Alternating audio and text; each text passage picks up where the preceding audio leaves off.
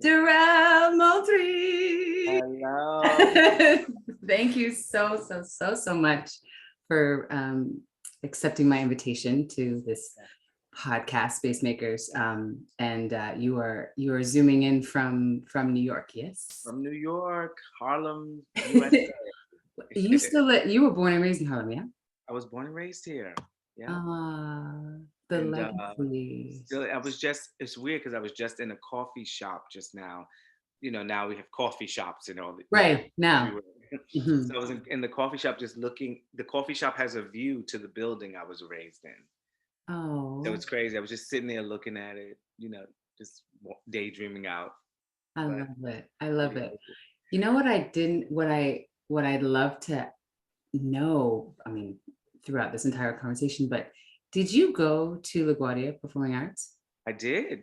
You are a famed school kid. I thought so. I thought so. Yeah, and I wasn't a dancer first. Oh, no. Okay, well, this conversation is completely flipped. You just flipped the script on me. What do you mean? I got in for vocal and dance, and I chose vocal because I was afraid of being teased. Oh. And went to vocal, and I loved vocal. I was doing it in East Harlem at a school called the Harbor Performing Arts School. I was doing it, and I loved it, but at LaGuardia, you had to separate. I was doing it at this great school in East Harlem, music, theater, dance, but at LaGuardia, you had to choose. And I hadn't been anywhere where there was like such large numbers of young people. And I was freaked out about like being teased for dancing, like wearing the tights and all that stuff. So I chose vocal, which I loved, but I didn't love how separated it was because dance was but I stayed in that vocal department for 2 years, singing opera and gospel and what? I had no idea. All that, the soul edge.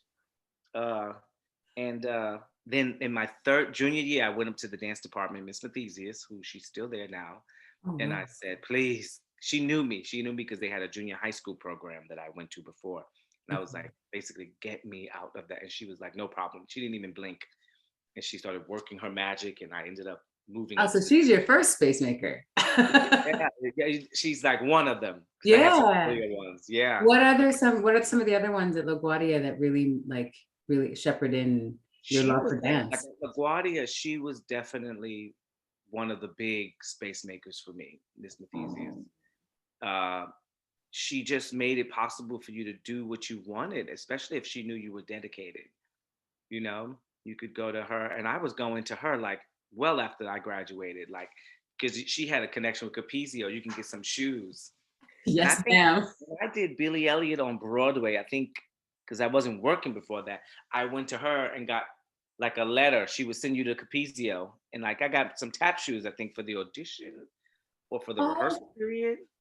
I was well out of school then. Oh, I love that. She's had me back many times. Yeah, she's had me back many times. Yeah, because you have a good relationship with the school. And I knew you had a good relationship because you've choreographed some solos for young kids at the school and stuff. Yeah, so I knew you had a relationship. She had me back to choreograph, to do solos, to talk to the young people in their career class. Right. She's had me back a lot, and it's it's like home. Oh, that's beautiful. Home. Yeah. You have to for folks that don't know, LaGuardia Performing Arts School is quote unquote the famed school in New York City, and it's what grades are? When do you start? What grade? Yeah, I feel like it's LaGuardia is 9th through 12th. 9th through 12th. Okay. 9th through 12th. It's high school. You're in this high school with all these like-minded people. Yeah. And no one is dancing on tables like in the movie. I think in our hearts we kind of are. We were. It was like all these different. To go somewhere where everyone was like you, it's like you have to get used to it at first. But it was like, oh, I'm not the only passionate one. I think everybody's coming from their junior high schools, like the artistic. But you get there and it's like, oh, there are other people like you. A lot of us, yeah. It's so true. Yeah. It's so true because I went to performing arts elementary school and high school from 4 all the way through 12. Oh, wow. And it is a really special experience to have people around you that are as passionate and driven and ambitious. I actually never really thought of that because It's very, that's all I knew, right? Like, yeah, it's very special because it's just like you feel like you're escaping mhm. to this place, whether it's a school, a small school, big school, large school. You're escaping with all these people who you don't have to like make an excuse for like daydreaming about a musical or something. That's true. Or making up harmonizing with people and singing, you know. I love that you were in the vocal program. I mean, it makes sense that you went into musical theater as well. Uh-huh. So when you switched over to dance, did you have like a company that was your like North Star at the time? Or it was just like, I want to do it all? Yeah, the North Star. That's interesting. I had a teacher who was probably the original Spacemaker. Like, Oh, go name back. please. Gwendolyn McLeod was her name. She Ooh. was my third grade musical teacher who introduced me to, and I always talk about her. So if people follow me or anything, they know she is like the OG. Oh, I Uh, love it. but in third grade, I met her and she introduced me in Harlem here, PS 144, 122nd Street. She did musicals, but like top level musicals on a New York New York City school teacher salary. So she had support from the school, she did, but not financial support. She just ran, I mean, she wrote the scripts out by hand, copied it, gave us all scripts of major music. My first musical with her in the third grade was My Fair Lady. What? Yeah. So we did like, and she exposed us to shows. She strategically exposed young Black children from Harlem to all musicals. And that's what really got me. It was like My Fair Lady, Hello Dolly, Little Abner. I could sing all those soundtracks. Bye Bye What? Birdie, Wow. Mame. Is It she was just still all. around? She passed away in 15 at Oh, 91, wow. Ooh. but she was in my life the whole time. Oh, Yeah. wow. Yeah, she's the original space maker. Like, and when I say space maker, I mean everything, artistically and financially. She told my mother he's mine when she discovered. Yeah, and she told my mother when I was in the third grade, she made me sign a contract. Like I will always do well in school. I won't be late. I think one of it was like I would drink a lot of water, and if I kept to it, she would pay for everything I did in the arts, and she paid for everything. My mother paid for Oh, nothing. She paid for every tap oh, shoe. that teared me up. Woo. Yeah, it's real. It's very real. And I say it so much that I forget how special it was. Yeah. Everything. My mother paid for. She put me in performing arts camp where I met some of my other space makers. She put Oh, me at BDC, the kids program, yeah. Broadway Dance Center with Frank Hatchett. She brought Yes. every pair of tight, every tap shoe, every ballet slipper, every shirt. If I needed white with black tie, my mother paid for nothing. She Oh, totally was. My mother called her angel, but she yeah. totally was like, this boy has a passion and he's going somewhere and he's mine. Oh, And I was not the only one. She helped other. I was the last one. Like by the time she met me, she was like in her 60s. She was in her 60s. She had turned 60, so she was retiring when she met me. But she had other children that she I helped. can't even imagine the amount of kids that she helped to Yeah. influence and direct and guide. Wow. Ooh, that's a story. That's a script. That's a script in and of itself. Oh, that's beautiful. Oh my goodness. So wow. So her. So who ushered you? Like, obviously, she probably encouraged you to go to LaGuardia, and she probably encouraged you to go to Juilliard as well. She Who- didn't. She actually, the thing is, I started doing really well in school. And while at LaGuardia, I was in the Arista Honor Society. So my grades were very good. So I started also getting accepted to big universities, academics. And so for her, it was like, well, of course you're going to go now be a lawyer or whatever, because she came from an old school mind. And when I said Julia, she was like, no, because you're really She's like, smart. you can go to Yale. You don't Like, go to you make Juilliard. money. And I had to remind her that you're the one who got me in this. But as soon as I said it, it clicked in her head like, you're so right. And then she supported the Juilliard. But at first she was like, of course you're going to go to Duke or Vanderbilt. you know? I So love her. I love her. Oh, I love her so much. That's amazing. Okay, so going backwards, so what what was your experience like in Juilliard, and who were your mentors in that uh-huh. space? Juilliard it was just for me, it was so much fun. You know, I'm from New York. So number one, to live in Lincoln Center area, coming from uptown, you know, we're in Lincoln Center area. We were New Yorkers, so it's like we lived in one of this amazing area that I could get home to my mother in 10 minutes, literally. Then I could go downtown. You know, we were out clubbing. We had the outside life of Juilliard was so much fun because the clubs were, we would club and then drag home and then drag to the dorms. Back in the, you know, it was so much fun, right? But the school itself, oh man, Benjamin Harkarvey was the director. And I felt like it was very diverse. You Mm, know, it was just diverse. The representation was there, you know. And Alicia's there now, and it has yeah. the same And feeling, yeah, she's you know. they've picked a better But person. it was like being with all these different people from again everywhere, great teachers. I enjoyed it so much. Just the idea of being able to work hard and go right back to the dorms and live on like the 27th floor, and then you go down right down, and all of us again like-minded individuals. Mhm, Um, it was just fun to me. I had a great experience, and I felt like the school supported us. mhm. Um, it was fun.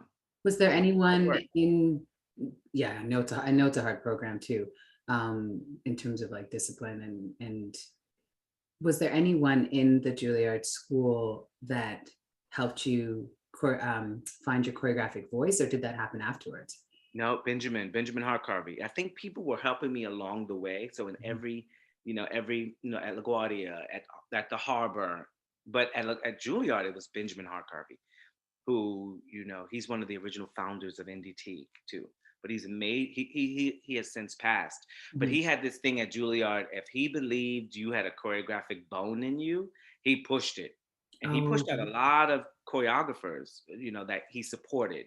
And just like at Juilliard, you would choreograph, and then if he liked it, he moved it to the stage. So oh, that's the thing. You wanted your student work to get to the stage performance, oh, because at the stage performance, everybody came to Juilliard shows. So right. he would always move my stuff to, to the stage and just like say, you're going to be great at this. And he always, we had this thing called senior production, Mhm. where the seniors you choreographed, they pick 8 seniors to choreograph. And I will never forget it. The first day of my rehearsal, before we got in the room, he was there waiting. And the dancers were like, they saw me in the hallway. They're like, Markov, he's in there. He's in the room. And I'm like, what the? Like, You're what's he like, doing wait, in there? I haven't even I started haven't yet. done one step out, So he's just like sitting there waiting to see how the rehearsal begins. So he was very supportive. And when I graduated the next year, so I graduated in May, Mhm. that summer, he called me and commissioned a new work with the Juilliard Orchestra.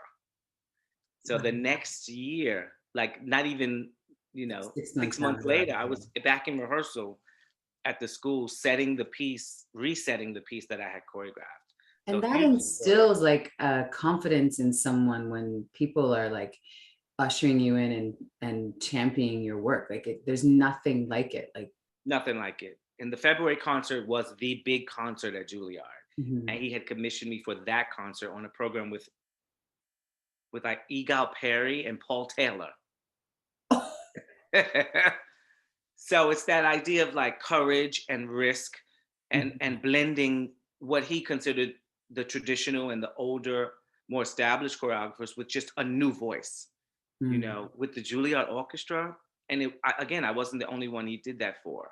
Mhm. So these people who take risks, have courage, Mhm. they push us to do that now. Like we have to do that now, because Yeah, that's a big risk he took. absolutely. Big risk. Absolutely. Do you remember what your first paid choreographic job was? Because I know there's a lot of free before you get to that A check. lot of free. There's a lot of free. First paid. Oh wow. First paid, because not it wasn't maybe first paid choreographic gig was, I think one of the first paid choreographic gigs I had was right at the end of Juilliard. I got commissioned by a man named Brett Raphael in Connecticut. It's Connecticut Ballet, but when he was running it, it was called Zigzag Ballet. And he Oh, okay. commissioned me to do a work called Pulse that ended up getting a great review. Yeah. And that was a moment. That was a great moment for me. Yeah. So Brett Raphael, Okay. who also wrote me once and was like, "You don't say my name enough." I'm like, "Oh my God." Look, Well, we're saying it Brett now, sir. We're saying it now. Raphael in Connecticut, but it was Zigzag Ballet at the time, Mhm. and yeah, that was one of my first paid ones. I think anything else was probably like something smaller but I know that was Honorarium. a Yeah. real first commission. Yeah. That's amazing. Thanks, Brett. Exactly. So I know your Broadway debut was Billy Elliot, correct? Broadway debut? No. Oh, My Broadway debut was Aida. oh, I know I saw you in Aida because I was doing Bombay Dreams at the time. I remember Yes. that. My Broadway debut was Aida. Okay. It was supposed to be 42nd Street, but they didn't take me. I made it down to the final call. Oh. I don't think I got it because I was a little too dark and I would have pulled focus. Well, But I made you're pulling lots of focus now, honey. to the final call, that all that tap dancing. And I was like, Yeah. I remember I was at my mother's house and I was so devastated because as you know, when you make it to the final call in a Broadway show, when you got it actually. You're like, oh, I got this. I just knew and then you look around that room, you're like, I got this, And then and it's so funny, the moment we're in now with Broadway, I was like, of course I got it. I'm the only Black left standing, No, you know what I mean? It's terrible to say that, but that's what it was. It was it's a golden track. You're a token. Absolutely. But honestly, I think being shorter, it can't put me in the back. They got to put me in the front. So I probably would have pulled focus from Peggy. But then after that, my first show was Aida. I started out as a vacation swing. Oh, and I was there for about 3 years, from vacation swing to swing, then to getting a track to understudying Merib, performing Merib. So it was a whole journey. A true Broadway journey. That is a true Broadway journey. Yeah, that's a lot beautiful. of fun. There was a very unique cast. Yeah, it was a beautiful cast. Talk to me about the Princess Grace Choreography Fellowship and how that came about. Yeah, Princess Grace was, I applied with it through Cincinnati Ballet. I had heard about it, but I had applied with it. And I actually wanted to do a piece with all these crystals when I applied for it. It was a piece, I think when I described what I wanted to do, it was about glass pieces and how we see ourselves. And we applied with Victoria Morgan, and then we got it. And then when I got the award, I changed it to a commission that celebrated my teacher, Gwendolyn MacLeod. Oh, so the piece was dedicated to her. Did she get a chance to see it? She did, and she loved it. She loved it, yep. And it was just a special moment because, again, it was like this organization saying, we see you. And Victoria Morgan at Cincinnati Ballet, who I had already choreographed for, also saying, I'm going to continue to support you. I think I've done 3 works for her at Cincinnati Ballet. But it was another journey, a moment where you really sometimes you have those moments where you say, okay, they see me. It really was helpful. And Princess Grace continues to be, it's a foundation that after you win, they help you and they stay with you.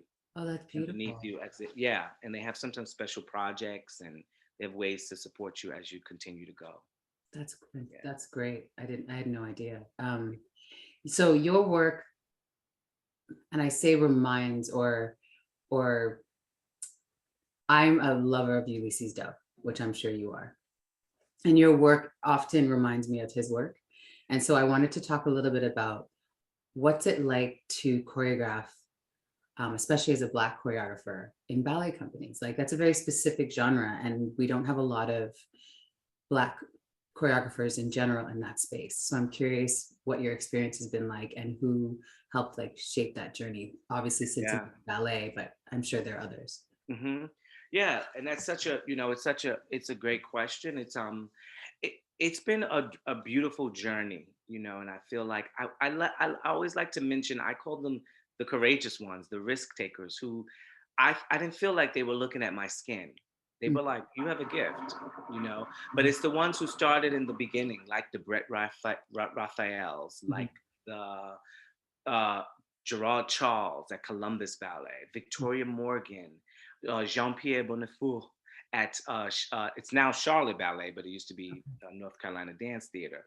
These people who heard about me or saw my work, and it wasn't just the first work. Once they watched me work and saw what I produced, they kept bringing me back Mm. and kept working with me. And I always feel like I loved just being a representation of Harlem, and I loved how, and I continue to, I just love how, I think from day one I've always been myself in these rooms. Mm. So I bring my mother's stories. I bring my stories from the hood, to people who would have never heard them, because the ballet language equalizes us. Is it Tandu is Tandu everywhere, You're right. no matter where you're from. So it's nice to bring my culture, but also speak the language of everybody. Hmm. Um, I love when the young children of color see me Yeah. and they're just like, or if I'm at a ballet school and they're like, can you talk to our young people in the program that we have for young children? Every time I go in there and I'm dressed like this, Hmm. or I may have sneakers on, and I start speaking a language that they're learning, you could see them going, he knows this ballet stuff, but he looks like my uncle. Right. It's tripping me out, but I love this because it's telling me I can do this, Hmm. you know? So I just always enjoyed it. And I enjoyed like helping others and bringing others into the fold from the beginning. From the Hmm. beginning, I think it was, and it still is important to constantly pull others up Hmm. while you move. So it wasn't a thing of like, it was like I was getting in there trying to figure it out for all the people around me who could possibly do it. Right. You know what I mean? But also enjoying myself at the time, and I still enjoy, and I will always enjoy being a representation of my people. And what are some challenges that have come up in those spaces, being a Black choreographer in ballet spaces? Yeah, that people, that people, because back in the day I had to send out emails, not emails. It was like uh, uh, packets of DVDs that I made, press that I had to copy. Yes. Right. I went and made business cards and put it in so I had to send out, every company was a Mhm. packet, and you just had to mail those things all over the country. So that the thing of sometimes was that people will see you and they go, no, this is not for us, you know, or Mm. no, before they even really look at the work, it used to just be like, no, Mm. it just won't Thank you fit. so much, but yeah, yeah. Yeah. And I've had times where usually the director will tell you later, once you come and do the piece and you're like out, and they Mhm. get a little relaxed, and Yes. they're like, well, I wasn't really, you weren't on my radar, and I was shocked when I saw your stuff. So it's like Right. that type of thing where there's so many times where I wish I could, like, I know this sounds crazy, but there are times where you wish you could just present the work as like this, Yeah, like and how they see have what the auditions, result will be. the blind auditions for orchestras, for example. Yeah, Yes, yeah. because there are so many things that happens just because they see, sometimes. And I had this joke with another choreographer friend of mine. Like, you'll see a review, and it's like, the the hip hop vernacular, the African dance, and you're like, there's not one African dance step in this piece, because I studied African, and I would have known that. So it's like, you didn't see no damn African dance step in this piece, in this ballet. The romp. They'll use words like this romp, and it was always like, the choice of words would always tell you, we don't know how to critique you. Just yeah, It's like, what interesting. African step you see? What can this ballerina? What African step can I give her? There's no African step, but it's like they don't want to acknowledge that she's doing classical dance or contemporary And ballet. that came through a African person of color. American. Yeah, exactly. Yeah. Yeah. The hip hop romp. You're like, what? Hip hop romp. So we have a joke with a good friend of mine who's a well-known choreographer. We go back and forth, like making up words that we would see in reviews in the beginning. So yeah, and it's all about just transparency now and openness. Yeah, we're in a different time. We're in a different Yeah. time. Yeah, that's great.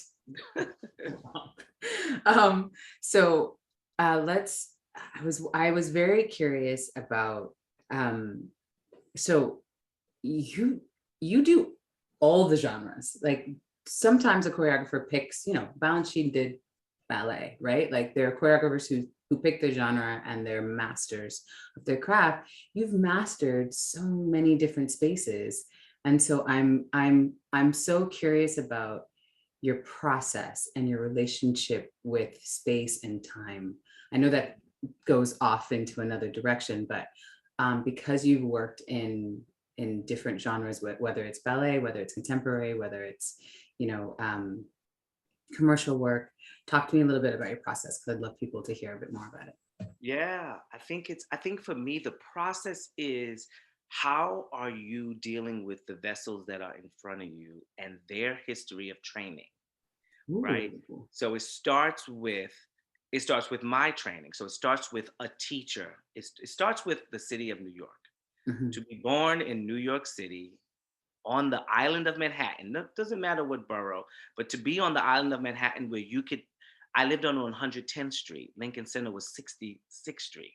Mhm. So I could jump on a train. I was exposed to different genres strategically by a teacher who took me to shows, and I don't want to say forced me, but she demanded that I respect everyone and the difference of them, right? So you have, growing up in Harlem is the commercial world. That's artists, hip hop, all that stuff. You just grow up in it. It's your DNA. Then getting exposed to musicals. So now you got that at school. Then you're coming back home to your mother's playing gospel every day, all day.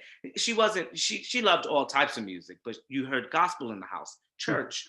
And then it was seeing classical music shows, jazz shows, plays, musicals, white musicals, black plays, seeing all of it, but being told, learn about it, respect it. So knowing that everything was different, but they demanded something different, a different way of training. So I think now the way I move is I stay very present. So if I land in a room with actors, this is a whole different world than of an ALA or American Ballet Theater.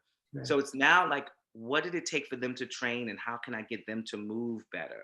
How can I tell a story in a musical? Go back to my musical theater roots. Learning so much now. Musicals are the steps, directing, but also the transitions. Correct. That's a huge part of musicals. So I move through those spaces with the respect of how the artist in that space has trained, and what will it take. So I can't go in a room with actors and treat them like they're at ABT. Correct. I have to meet them where they are, dig into their weaknesses, but uplift their strengths. Does that make sense? Yeah, absolutely. That's beautiful. But you have to change that hat. It's not like you have to, and I think that is what keeps me fearful. It keeps me fearful in a good way, so that I'm not just like, well, I'm doing this piece and you change up. You change up your hat. If I'm working with modern dancers, then now next I'm working with little kids. Then I'm working with professional contemporary ballet dancers or classical dancers. Now I'm working with actors who don't move at all. Now I'm working with, and some actors do move well. I don't want to say all. Yeah, no, a lot do. Yeah. It's changing it. It's like weaving through, but respecting what it takes for each vessel to thrive. So you have to almost do a lot of slate cleaning. It's like, I don't know how to describe it, but it's the idea of staying very present. And that's kind of fun.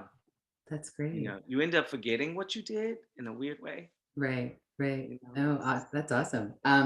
So you've worked with legends like Savion Glover, which now I understand the tap connection, but talk to me about the moment that Beyonce personally handpicked you for her tour. Like, it, What was that process? Because yeah, you're doing ballet and you're over here and you're over there, and all of a sudden it's like Queen Bee's like, so what do you yeah. think? And it wasn't, it goes deeper, it goes back. I And know it does. it's the dancers actually. It comes, a lot of jobs come from, it was dancers, right? So she one of her dancers, her dance captain, Ashley Everett.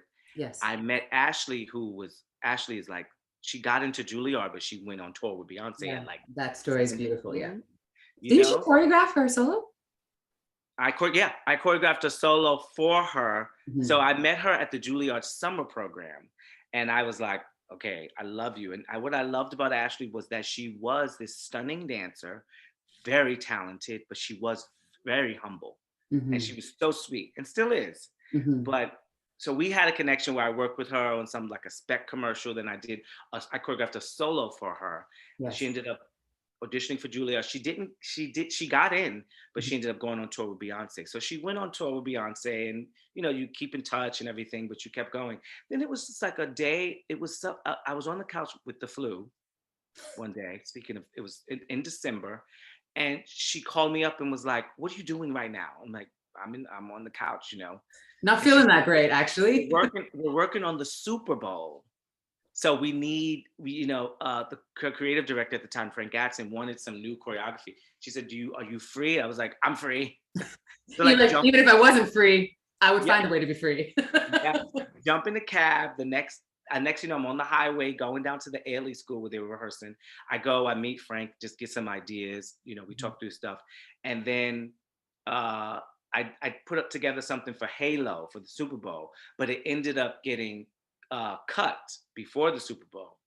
But Oh. then, so that was like, oh, so then Heartbreaking. it Let's was talk about heartbreaking. heartbreaking. Happens all the time, but yes. And then they were doing the tour right after. So Frank, who I also give credit to, was just like, and Anthony Burrell, the Yes. dancer, was like, he's my Oh. brother. So I think he knew that the Super Bowl it didn't work out. So it was like he was like trying to find something for me to do on the tour of the Mrs. Oh. Carter show. And I must say this, that she has main choreographers. Absolutely. At the time, it was Chris Grant, Jaquel Mhm. Knight, Mhm. main. And then what she does is she brings in a myriad of different choreographers. So I was on the additional choreography team for that. And I just like people to know that, because I just don't want people to think she's like my best friend and we're like in the streets and I can call her right now. I can't.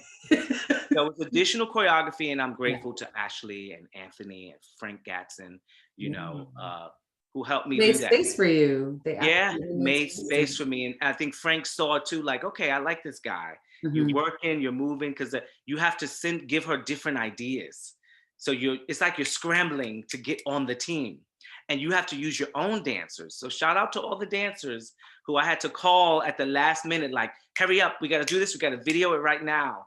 Mhm. And so it's just, I ended up getting a little naughty girl moment and a little bit of dance right before the Freakum Dress song. So you get Nice. your little moment, but it was just, you do go for 1 second, like you're sitting in your house and then you're like, Beyonce? Like I did have that moment. Of course. Of course. And You're human. Like, how could you yeah, not? Like, I mean, so for many me, it would people be love like, that. yeah, you're, and the thing is, because you're hustling and because there's this hustle mentality inside of that, where you're throwing out choreography and you're just hoping something lands. Yeah, Yeah, that moment where you're like, it landed and it's been it taken. landed, and And yeah, and Frank was that's very a big supportive, moment. and yeah, it's that thing of like, even now I'm like, if she saw me on the street, she's probably met thousands of people since. I'd be like, hey, I'm the guy who did do you remember? She may remember, she may not, but it's a moment that I'll never forget. It's like we had a month and a half like in her presence, Yeah. just a concentrated moment in life that you're like, did that happen? And then you just keep moving with I call it like your doctor's bag. It's like a Right. traveling doctor, but it did happen. Yeah, and it was Okay. fun.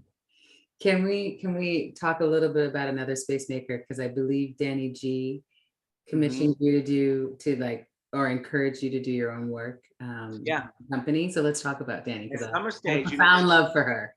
Yeah, she's amazing, and she's a big pusher for dance and creatives. She was doing summer stage. She curated summer stage, and she would bring people to. She has different locations, but the Yes. main stage is in Central Park.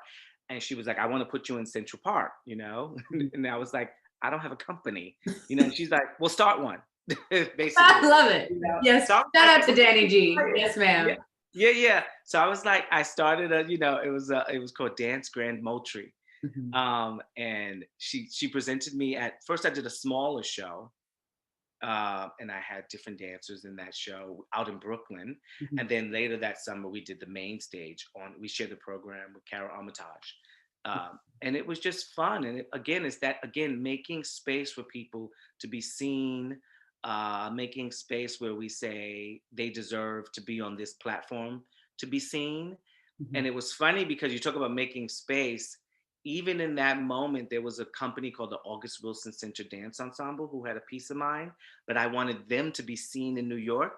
So she allowed me to have them come perform a part of my bill. So they got to come to New York and perform while I was being, Yeah. pushed to the front. So that was a really special moment for me to have these dancers from Pittsburgh, uh, under the direction of Greer Reed, come, and they were just like, "We're in New York!" Yeah, because that's a big deal. Like Yeah, people yeah, forget, like, because we, often, especially when you're outside of New York or you're not, even internationally, like New York's this kind of like arts mecca. And so when you get an opportunity to sit in that space or perform in that space or create in that space, there's a magic to it. Because I realized growing up, a lot of my favorite movies were set in New York, or my favorite music videos were set in New York.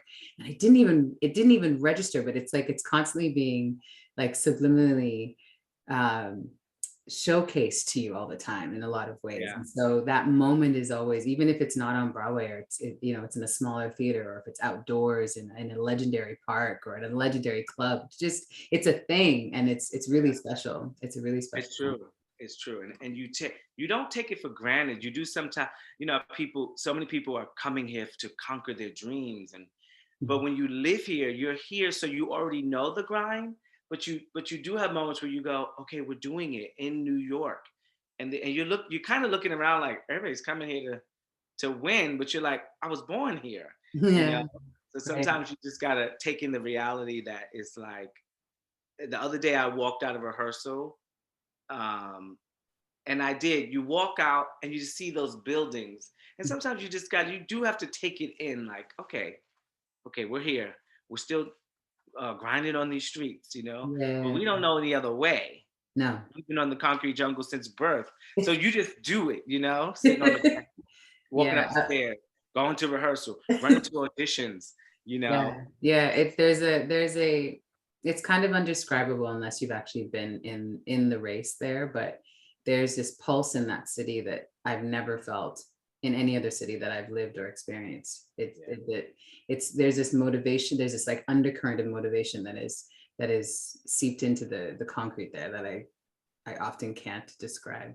hmm But it's really magical. So now I have these rapid fire questions for you. Uh-oh. Uh-oh. It's all right. No, they're nothing crazy. I'll make it fun. Go ahead. So the first one, but I have a feeling I know the answer to this already, but who is the ultimate space maker in your life? My mother, Hmm. who I Yeah. recently lost, Yes. is my mother. And you don't realize how great they are until they leave. Because she made the space for Miss McLeod to meet me. Mhm. And when I And think take about her boy and be like, here you go. yes, and also just the more I think about how she was with us growing up, she laughed a lot, she danced a lot. Like she would just bust out and dance. Like and you have to sit there and watch her like, okay, girl. She just don't let her have a little sip sip. She laughed a lot, she danced like she cooked for us. She had to raise us single parent. you know she took me to see a show called Mama I Want to Sing. It was a black musical in Harlem, front row seats. And when I go back, she put us in my first dance classes before my it was a teacher called Miss Ray in Harlem. So I think back to my mother. She's the OG space maker. Oh, I love it. Then it would be Miss McLeod next. Yeah. Yeah. Um, and I I make space for your loss with your mom. Oh, thank you. Thank you. I know that it was tough Thank to you. go through. Do you have a, I have to be careful to use this word in this space that we're in now, but like I would say totem, but I often recognize now that that might be perceived differently. So do you have a good luck charm or something that you carry around with you throughout your career that just sticks with you? Like, is there like, you know, It's lucky cute. socks? Do you have like, you know, something like that? Yeah, I know. Let me grab it real quick. Oh, yay! But it's very recent. It's very recent. This is funny. You're gonna laugh. But okay, so my mom did just pass in April. Yeah. So now I never was like that, carrying things around. But this bracelet of hers, it travels with me, and it, you know, and my sister's like, you always got that thing on now, and I'm like, I know. So She's supposed to, you know what's crazy? I have the exact bracelet really, in gold. I think yours is silver.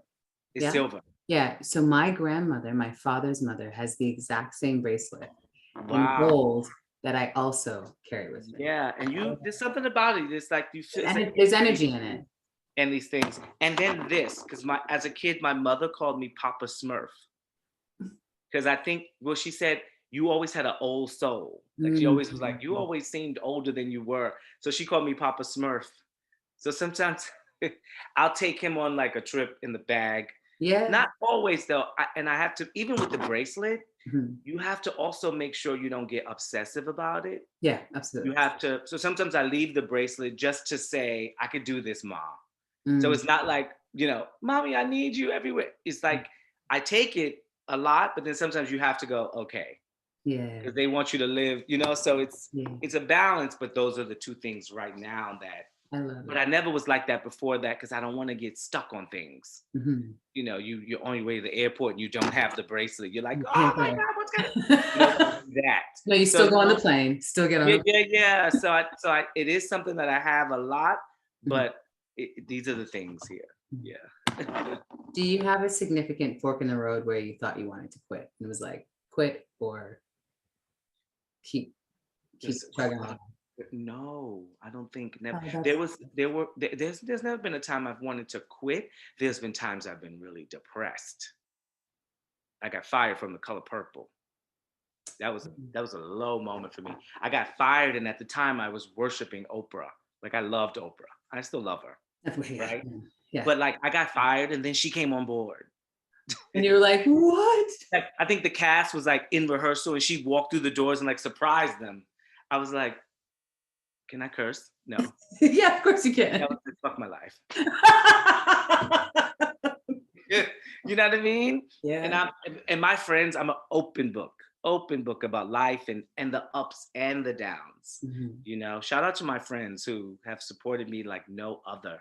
You have a strong tribe. I know. It's a I know tribe. We those, go I back know to those junior folks. high, And you, junior high through high school through college, and I think it's because it's not about resume flinging. It's about celebrating our big things, but also talking about when life's down or being open about what you want, what you desire, what you didn't get, how you're depressed, how you're happy. Like we take each other through the. It's not just look what I'm doing. That's usually like not even spoken about. right, You know? right. So, Oh, but that's yeah, great. yeah.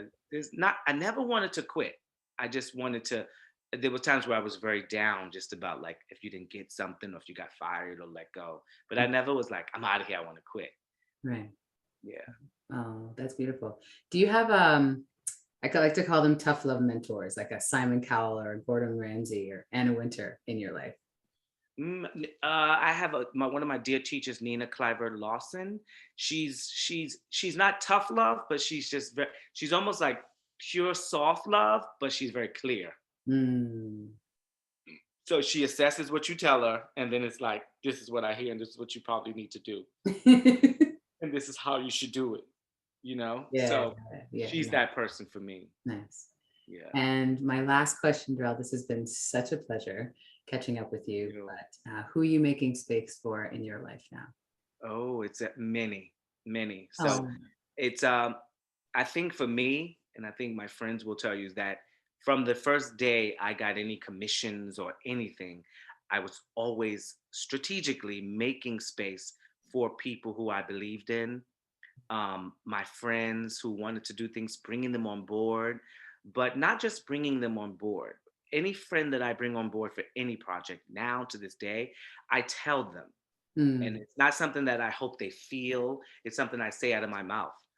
I'm bringing you on this gig so you can make relationships, so that you can then create new jobs for yourself, stay connected with this person and stay connected with the director if Mhm. we're working. So you have to, I strategically tell them, and I've been doing that from day one, from day one. So that has been day one, but now making space for young people.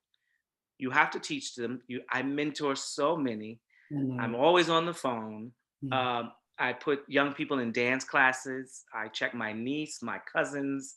Um, the goal is to teach. You had the greatest example of that.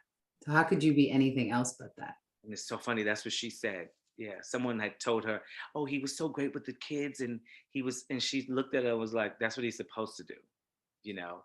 But I was like, "She's right," you know. Yeah. So it's one of those things that I've been doing it. I will continue to do it, and I won't stop doing it. You know, like it's making space for many, because it can't just be one. You have to Mhm. constantly, and even if it's just giving someone advice, watching young people's choreography, mentoring young people about what they want to do in their careers.